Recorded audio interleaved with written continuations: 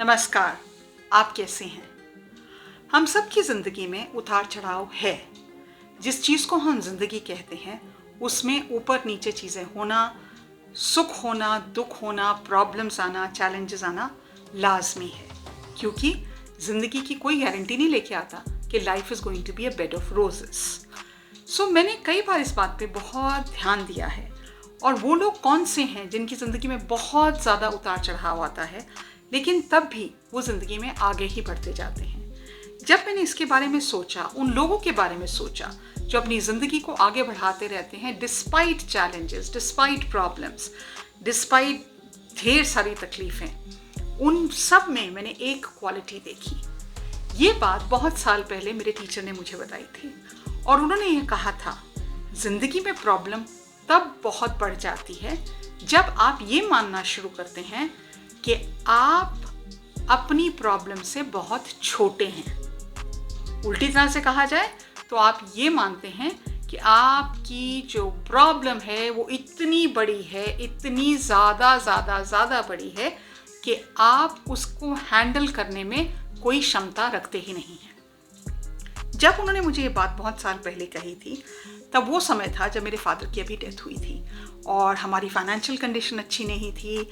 हम बहुत ही hard time से गुजर रहे थे और सडनली, क्योंकि मेरे फादर कॉर्पोरेट सेक्टर में काम करते थे, तो जितनी हम लोग को अच्छी ज़िंदगी की, जैसे गाड़ियाँ थी, तो बहुत अच्छा घर था, वो सब चीज़ें उनकी डेथ के बाद हमारी ज़िंदगी से चली गई, क्योंकि वो उनकी जॉब की वजह से हमारे पास थी। सडनली मेरी मम्मी एक स्कूल टीचर थी और मैं भी एक स्कूल में नर्सरी क्लास में पढ़ाती थी। सडनली ज़िंदगी की इतनी प्रॉब्लम्स हमारे सामने आई और हमें लगने लग गया कि हमारे यहाँ तक सिर्फ प्रॉब्लम्स हैं और हम इन प्रॉब्लम्स की वजह से डूब जाएंगे, ख़त्म हो जाएंगे। हमारे घर में एक ट्रेजेडी नहीं होगी, कई होंगी। मेरी mother went into a severe depression. लेकिन उसी समय के आसपास जब मेरी अपनी टीचर से बात हुई तो उन्होंने कहा, ज़िंदगी में प्रॉब्लम तब बढ़ती है जब तुम ये समझो कि तुम्हारी प्रॉब्लम तुमसे ज़्यादा बड़ी है। लेकिन अगर तुम ये मानो कि ये प्रॉब्लम तो छोटी सी ही है, मैं इस प्रॉब्लम से कहीं ज़्यादा ऊंची हूँ, या ये प्रॉब्लम को मैनेज करने की, उसको कंट्रोल करने की, उससे सॉल्यूशन निकालने की क्षमता मुझ में है। दूसरी बात जो उन्होंने कही वो ये थी कि ज़िंदगी की कोई भी प्रॉब्लम हो, ऐसा क्यों होता है, हर इंसान को अलग प्रॉब्लम आती है। हर इंसान को अलग प्रॉब्लम उसकी क्षमता से आती है। उसके अंदर वो पावर है, वो शक्ति है, वो स्ट्रेंथ है उसके अंदर कि वो अपनी प्रॉब्लम का सॉल्यूशन ढूंढे और उससे बाहर निकल सके। क्या आपने कभी सोचा है कि जब आप ये सोचते हैं कि मेरी प्रॉब्लम, हाय रब्बा मेरिया, इतनी ज़्यादा बड़ी है, मैं तो इसको डील ही नहीं कर सकती, आपकी प्रॉब्लम एक बड़ा सा भूत बन के आपके पास तांडव नृत्य करना शुरू कर देती है। लेकिन जब आप ये सोचते हैं, okay, this is a situation I am facing and I think I have the power to control it, to get out of it.